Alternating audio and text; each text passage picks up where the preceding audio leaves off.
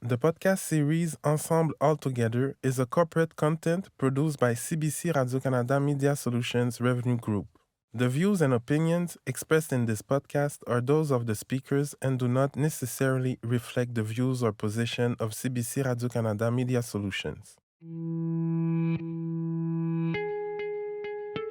Welcome to our third and last CBC English episode of Ensemble Altogether, a bilingual podcast series where we aim to share, discuss, and facilitate authentic conversations in the space of DEI and the media industry from multiple perspectives. Proudly brought to you by the Media Solutions team at the CBC and Radio-Canada. My name is Veronica Van Cooten, and I will be your host for this episode, recorded on the unceded Indigenous territory of Takarondo, also known as Toronto. I currently work at the CBC within the Digital Revenue Optimization team.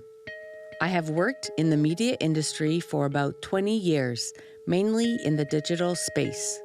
I am Guyanese by birth, and I have lived in Canada for over 45 years.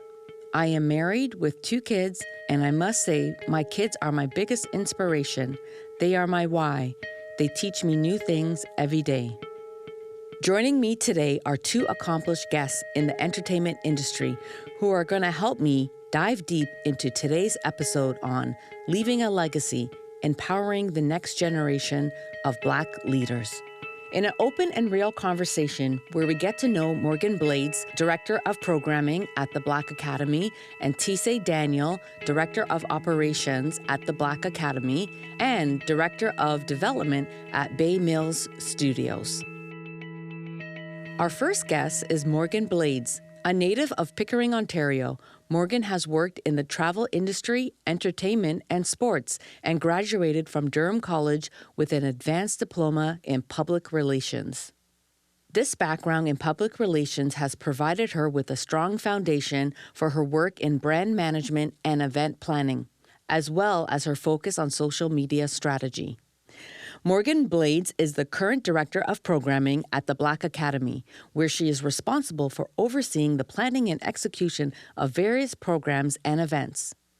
Before joining the Black Academy in 2020, Morgan launched her management agency, the Blades Group, where she works as a brand manager providing creative direction, brand, and event management. Through her work at the Black Academy, Morgan's goal is to make a positive impact on the Black community by creating opportunities for Black people to tell their own stories and celebrate their culture. She is committed to promoting diversity and inclusivity in all aspects of her work and is passionate about empowering Black individuals and communities through education and advocacy. Our second guest, Tisay Daniel. Born and raised in Toronto, Tisay has worked in winter sports, music, and community nonprofits, and completed programs at Seneca and Centennial College.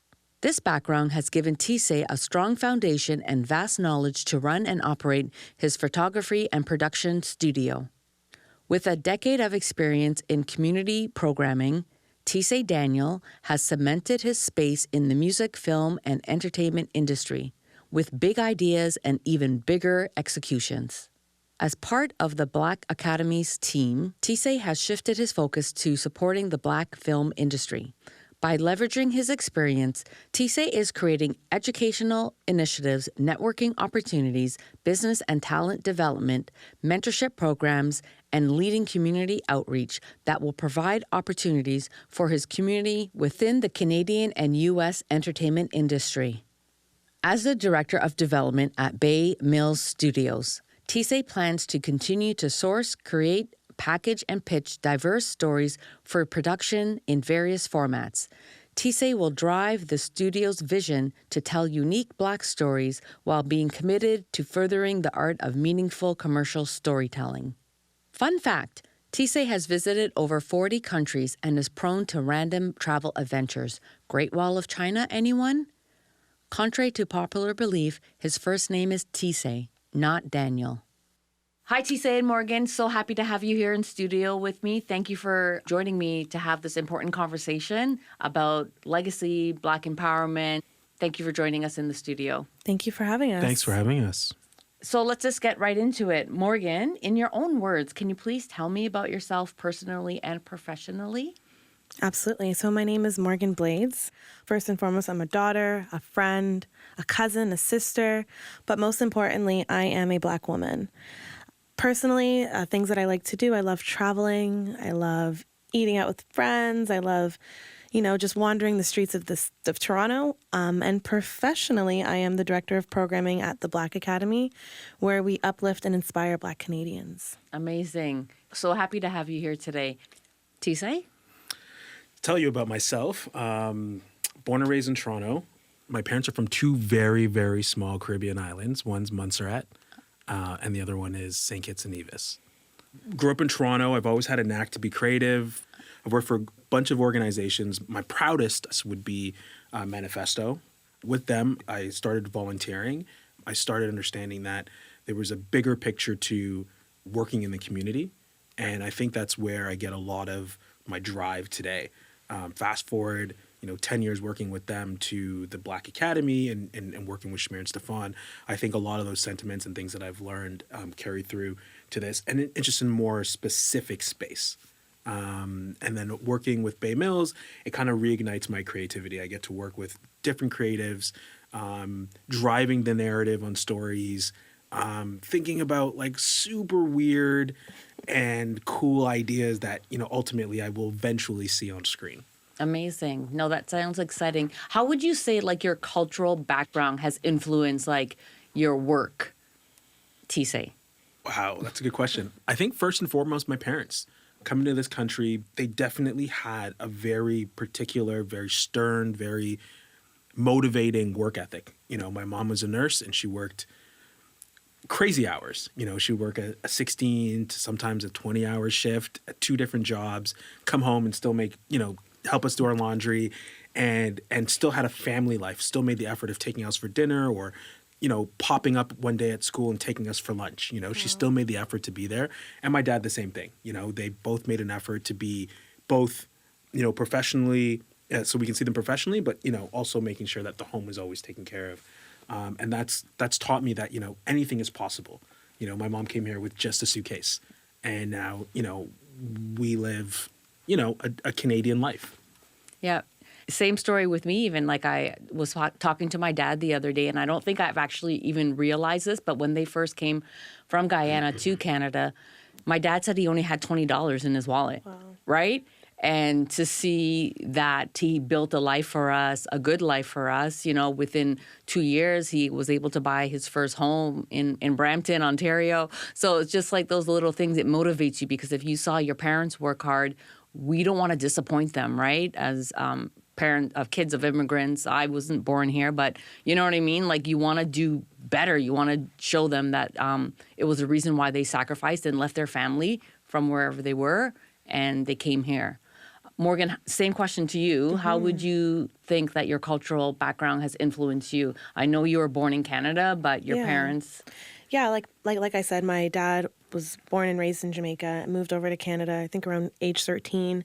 Same with my mom, born in England, raised in St. Vincent, and came here, seeing my parents day to day and just like how much hard work they put into their career. And like Tisei was saying, like I used to play soccer and like my parents wouldn't be able to show up because they were working. And, they really just showed me that, with life, you have to just work really hard. And I think their generation is also different than my generation. They know, come into Canada and just work hard and just keep working until it's time for retirement. Whereas my generation's a bit different. We're kind of challenging those narratives and just really trying to, while still honoring our parents and making sure they're happy, but also making sure we're happy. Because I know like my parents don't love what they do, but they just do it because they have to, and they have to provide for my sister and I. So that's how I would say like my cultural heritage has kind of shaped my story. Right. But I do like how now this generation, like there is more of like a luxury and a freedom to like maybe pursue something that, as you said, with our parents' generation, it was just like a 9 to 5, right? It wasn't like their dream. job? Like, really? My dad's a plumber, right? Like, maybe, Yeah. like, if he was able, maybe he would have done something else, right? Yeah. I think that's a good question to ask him when I go home. What would you have done, right? Yeah. So, as I indicated before, we do have a professional relationship from previous. We know each other from working on Legacy Awards. So, last year in September 2022, we worked on, from a sales perspective, I worked with Morgan and Tisei to launch the inaugural Legacy Awards. And that was an amazing opportunity. Everyone that was in that room that night in September, they felt the magic, right? You felt the buzz. You knew that you were part of something big, something bold. There's going to be nothing like that first time, Yeah. right? Yeah. You know, it's an honor to sort of turn around and tell people that that was the first inaugural, you know, televised Black award show celebrating Black talent in Canada. It's something that we should have had by now. Right. 100%. Morgan, what are you guys hoping to achieve with the Black Academy and with the Legacy Awards? Absolutely. So, with the Legacy Awards, we really want to make sure that first and foremost, we're honoring and celebrating Black Canadians. It doesn't happen enough on grand scales. With the Legacy Awards, it's very special because we are highlighting the achievements of people's lives.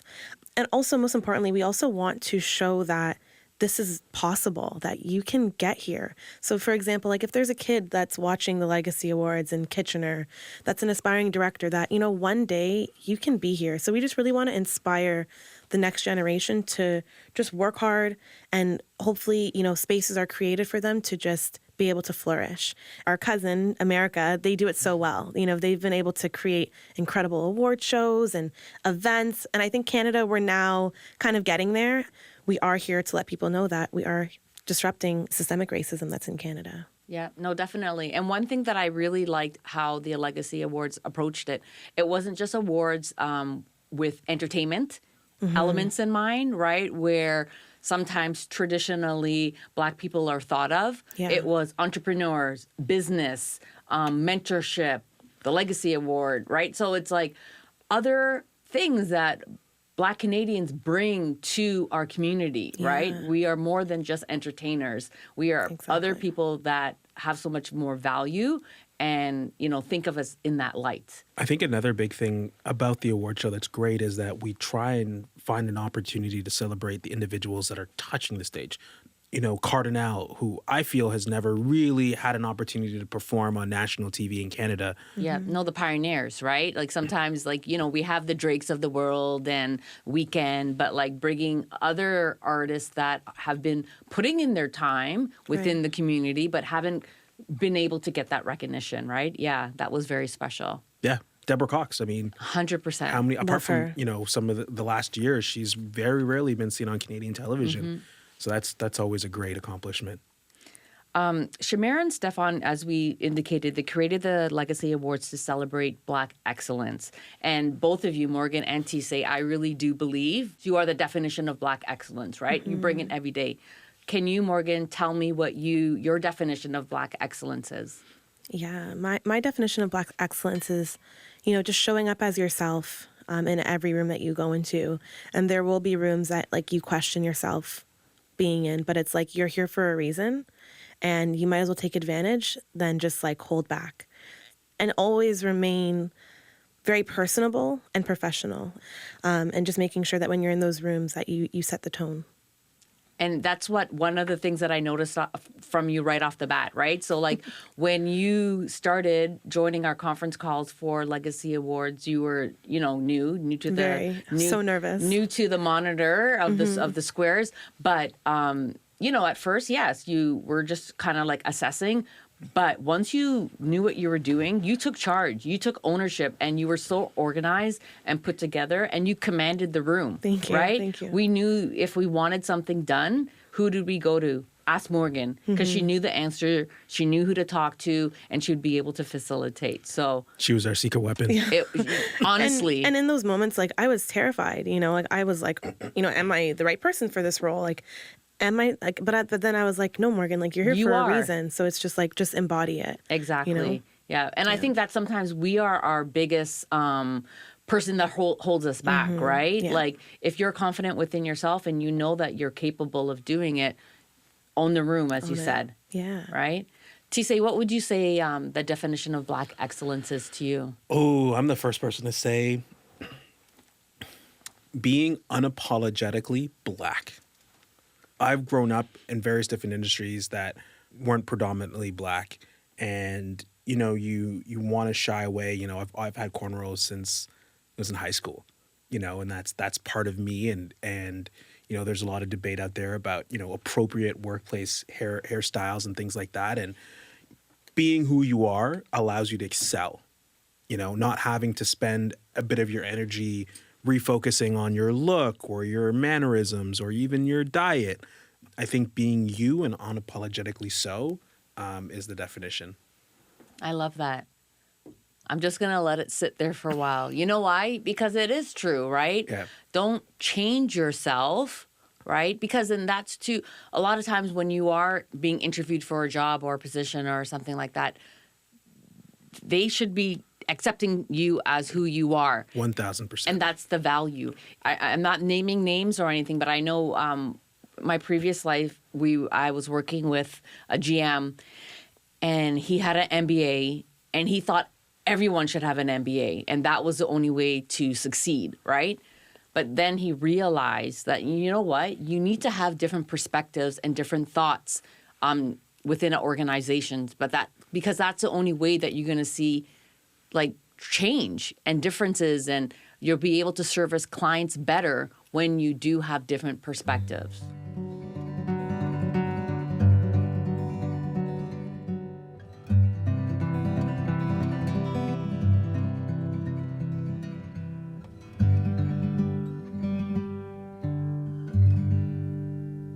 One of the things that I know is really important within the Black Academy is the skills development program.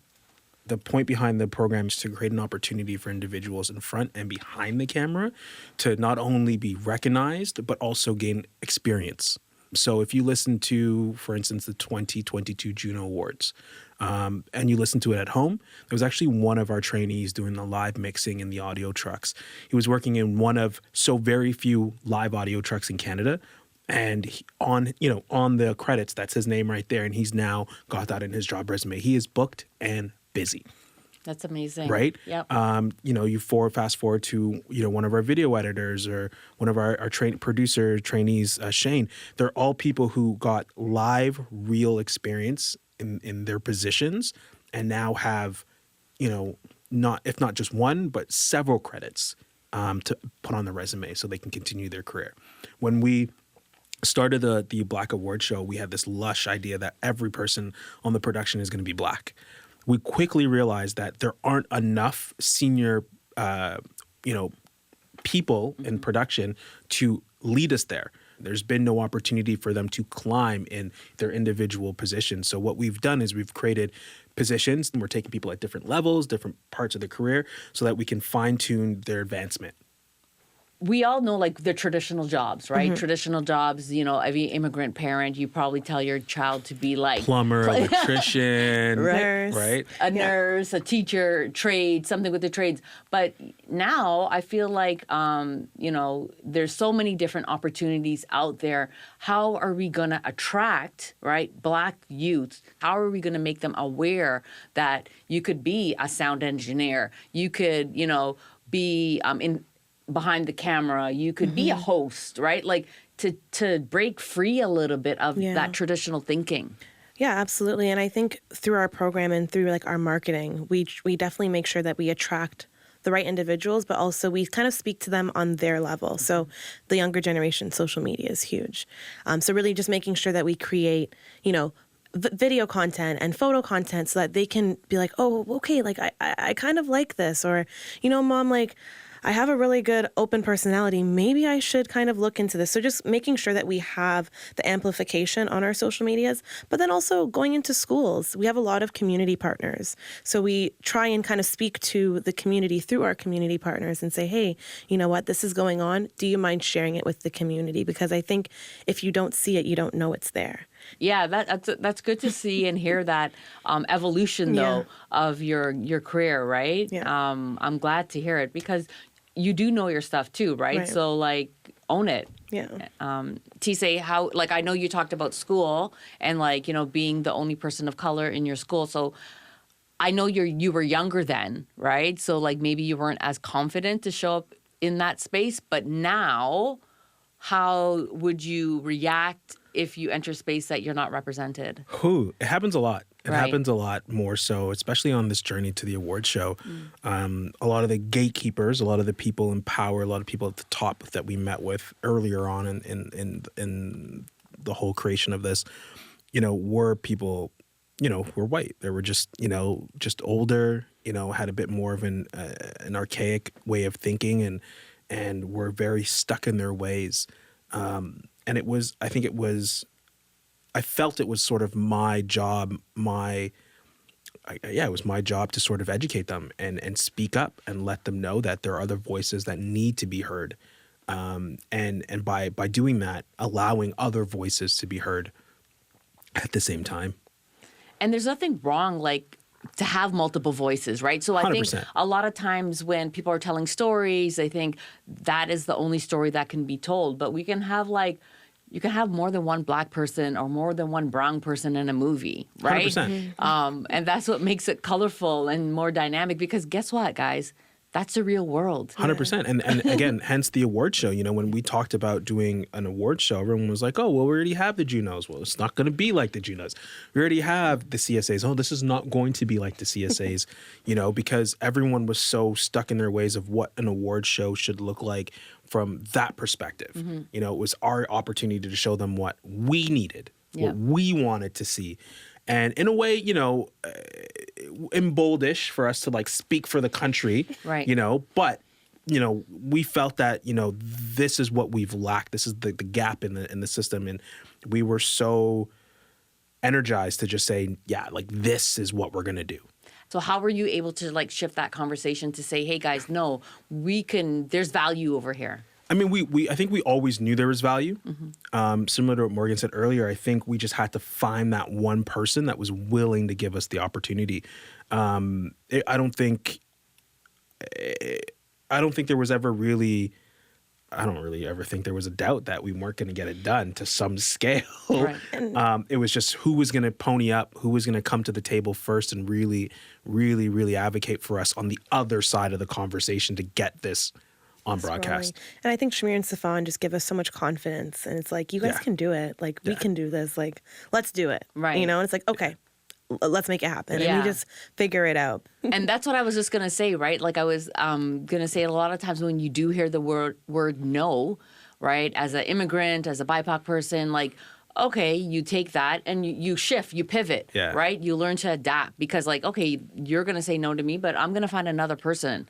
Oh, yeah. I'm just talking to the wrong person. I used it as fuel. I wrote that person's name up on the board and I said, I'll see you in a couple months. Right. I'll see you in a year. You know, when I'm going to send them a front row ticket to the award show. Exactly. Say, remember me? Sit right there. That's kind of how I used it. I used it as just fuel, just motivation to just say, like, just to prove them wrong, you know, just to make a point that you don't know everything, you know, instead of saying maybe, you know, they said no. And I think that was intentional. Right. Interesting. Morgan, have you ever experienced like trying to go get an opportunity, but not given that opportunity, right? Like you're trying to get your foot in the door, I know when you were looking for a job, you were trying and nothing was falling on your lap, right? Yeah, it was a challenge. And even for me, like, I think on paper, like I look really good. Like, you know, it's like, okay, she has this experience. Cool. My name's Morgan. It's not, you can't tell my race from my name. So it's like. It's a wonderful name. Thank you.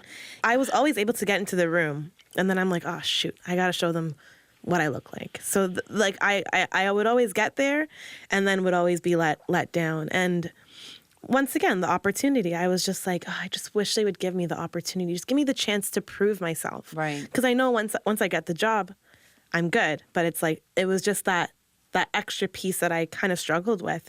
But speaking to like Shamir's mom, what Tisay was saying was like they saw something in us. When I met Shamir, he saw something in me that I didn't see in myself, and I was at a low because I just finished college, and I'm like, what's my next move? Like, do I even like the program I was in? And Shamir kind of saw me and was like, you know what, I'm going to give you an opportunity and give you a chance.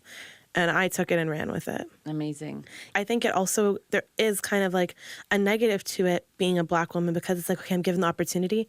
Okay, I can't let anyone down. Yeah. It's like I have to work twice as hard. I have to show up onto the Zoom 5 minutes early. I can't show up a minute late. So it's like there's also an added pressure once you're given the opportunity that maybe, other people don't even consider or don't even like think about. Yeah. No, they don't think that they need to have that qualification. Yeah. Right. But being a Black person or a woman of color, or you know that as you said, like your resume has to be 10 times better. Mm-hmm. Your education has to be 10 times better. Yeah. Right. And it's exhausting sometimes. Exactly. Right? Leads to burnout. Yeah. Several things. Yeah. One of the things that I really wanted to ask you though, Morgan, is also Black girl magic. I think when I look at you, honestly, you are the definition of Black girl magic, right? Thank you. What does that mean to you? I have a very unique opportunity to just inspire people around me and encourage, uplift. I'm just trying to just be myself. And I think with that, I embody Black girl magic. And like I said, just being personable. My mom always like raised me on treat people the way you want to be treated. So I just always make sure that like whoever I'm speaking with, whether it's a CEO or a coordinator, I treat them with the same respect. I don't put anyone higher than or above. Tisay, one of the things that I want to ask you, right, because I feel like you have achieved a lot in your lifespan. Yes, and you've done a lot, and you've done like non-traditional roles, things that like as a Black man, you, as we talked about earlier, like you would be like a tradesperson or like, maybe driving a TTC bus. Not saying that anything is wrong with those. Mm-hmm. However, I feel like you had some goals, you had aspirations, you knew what you wanted, and you went for them. 100%. How did you aspire to those dreams, and how did you not limit yourself? I think there's something to be said about setting a goal. Something you can achieve, something that you can mark as a milestone is huge. I never shy away from a challenge. Once you know where you want to go and working towards it, you're going to see no's, you're going to hit walls. But I think figuring out a way to get on the other side of that door, get on the other side of that no, really keeps you moving in that upward trajectory where there's success. And I can look back and say that I achieved that. I've done that. That's why when you said you've done so much, I'm like, no, I still got a few goals in me that I'm still working towards. Because I'm not done yet. I feel like there's still more for me to do. The show was just another huge challenge, and we hit it, mm-hmm. and on to the next.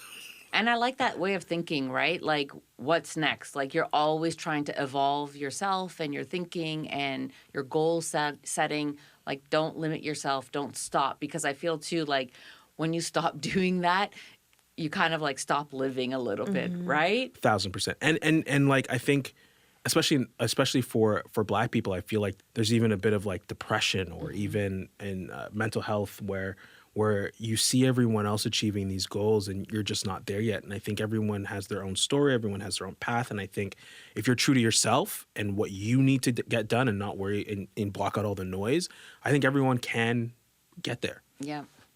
And don't limit yourself. Not at all. Right? Morgan, how would you say that you, set goals for yourself and still aspire to them? I have a long list of things that, I want to do in my lifetime. So as they come up, I check them off. But for me, goal setting, a lot of it is like a lot of meditation. I really just like think about it, take myself out of it for a bit, look at it from all angles. I'm very critical and very strategic. So I kind of look at all possible angles before I say, okay, yes, I want to complete it. And then once I'm like in the space where I'm like, okay, I'm ready, then I won't stop until I get it. And just like another fun story is like, I remember it was like 2013 and I wanted a MacBook. So I was like, hey mom, Christmas is coming up. It's on my list. And okay, that just kind of aged me by saying the year. Okay, maybe it wasn't that year, but whatever. So she's like, okay, why do you want it? I wrote a whole essay on why I need the MacBook, the pros and cons, like everything. So it's like once I have my eye on a task, I'm going to give 110%. And once it's done, it's like I know I'm handing over the best work possible so that the person on the other end can't say no to me. You know, we've talked about this a little bit, but like when our parents came to Canada, like they didn't take risk, right? They had to play it safe. You know, they probably got to get a good job, get a house.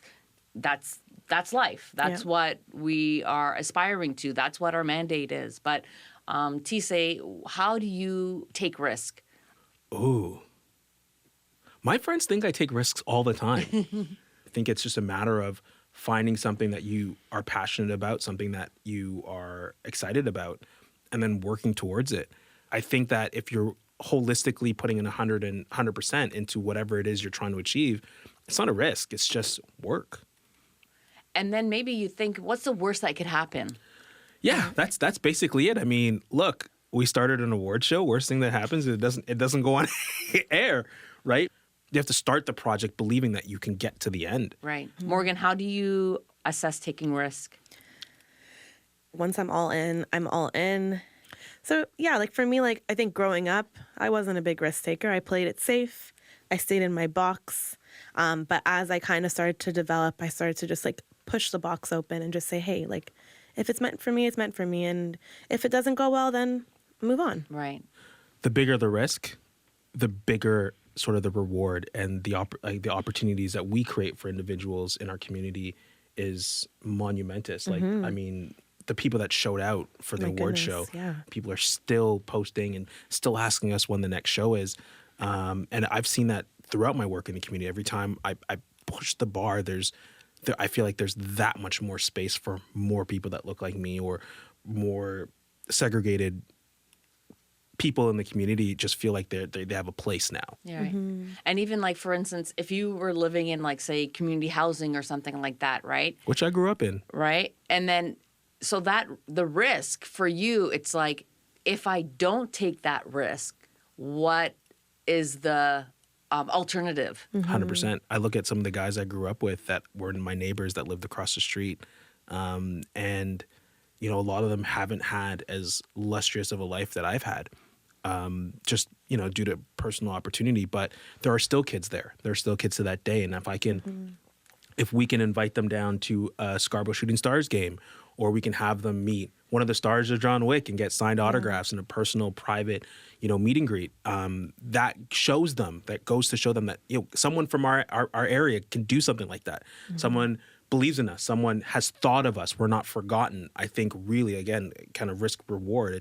It's kind of paying it tenfold. Also, one of the things that you talked about it, and I think I mentioned it, is like sometimes in life, right? There's two paths that we always have, right? You could go path A, path B.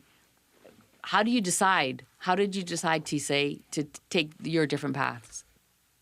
I trust in the process, I guess. It's just, again, moving forward and being 100% and being honest with yourself about where you want to go. Okay. Any path that has community sort of woven into it, or I get to amplify my voice or voices of people that look like me, I'm always going to be, that's always going to be my plan A.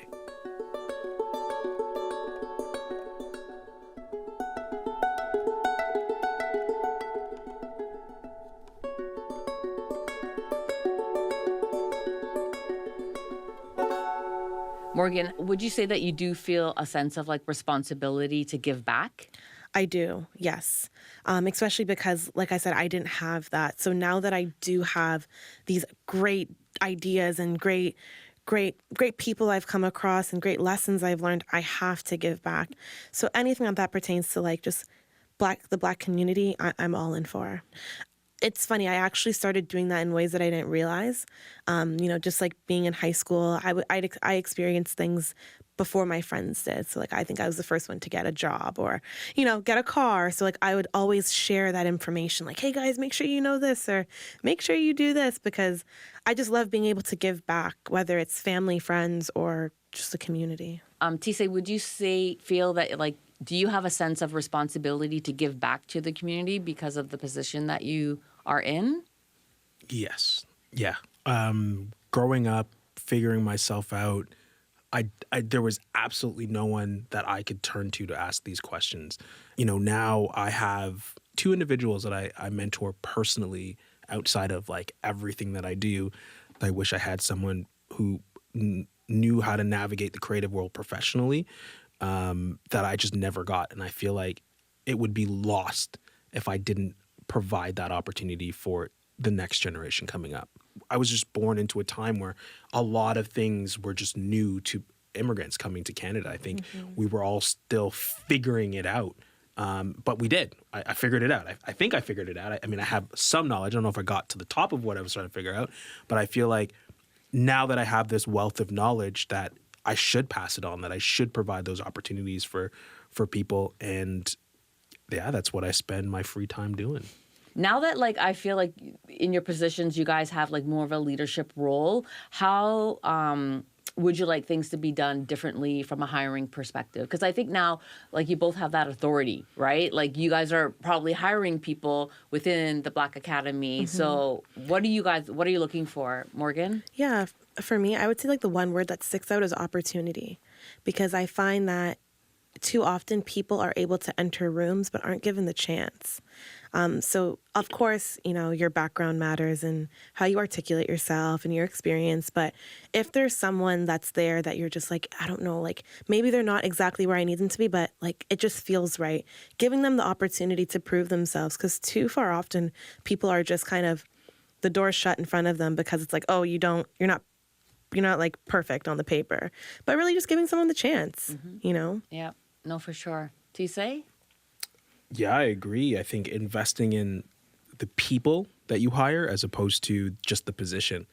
I think you bring someone on like Morgan says, and they're not 100% quite there. I mean, I definitely didn't think I'd be running an award show.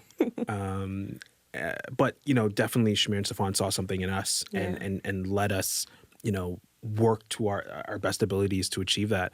And I think giving someone the same opportunity will give you tenfold. Right. No, and then even one of my leaders just said yesterday, right? Like skills can be taught. However, there's certain things that can't, like soft skills, treating somebody with respect, right? Being kind. Those are all things that are just ingrained in you. They're embedded in you. So like, I would rather have that type of person on my team because they're actually going to work harder for you, 100%. right? But teaching a skill like Excel or whatever the case may be, anyone can learn that.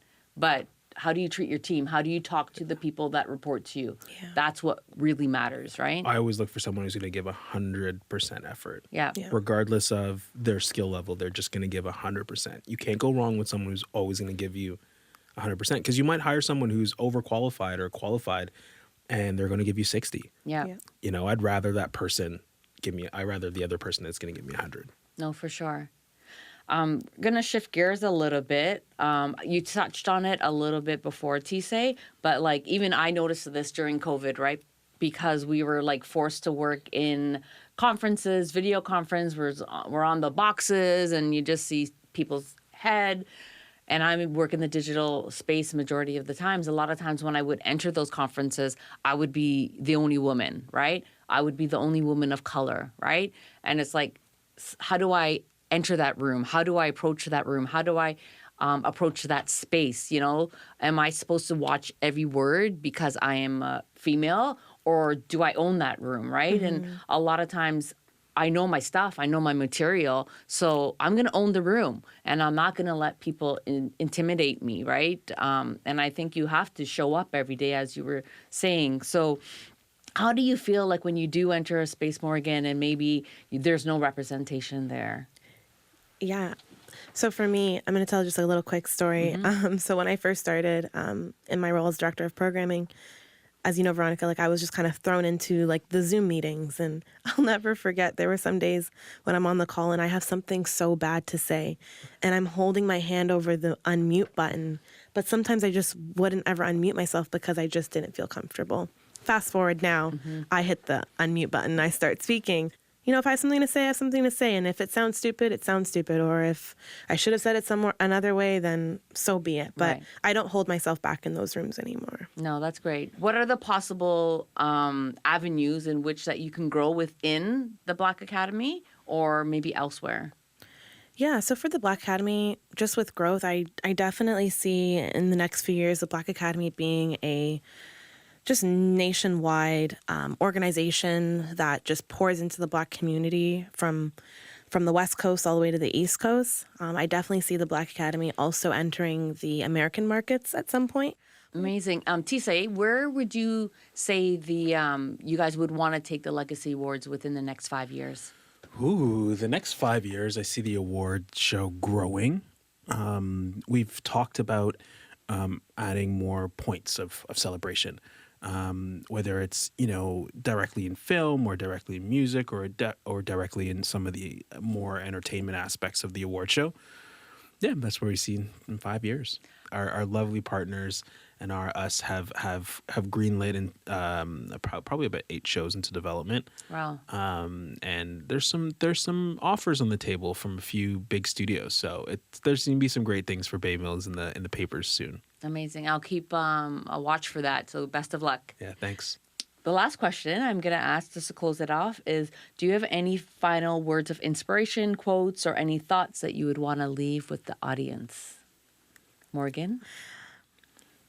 It's a very short saying, but opportunity meeting preparation. That's something I am really, that's like my dad's side, just that really sternness. But, opportunities will always come up, but are you prepared for it? And what are you doing in the background to make sure that when the opportunity comes up, that you have everything ready? Tisei? Mine is being unapologetically Black. I think love that. that's just it. I think you're in like a boardroom, you're the only one, and they're taking food orders. I'm the first person to throw my hands up and say, can we get patties and cocoa bread or like some jerk chicken? Why not, right? I think there's many times where, especially still, that we're going to be the first and maybe possibly the only ones in the room. And I think it's our power to speak up and be seen and heard. Thank you so much for being here today, guys. I really appreciate it. I think we had some really good conversations.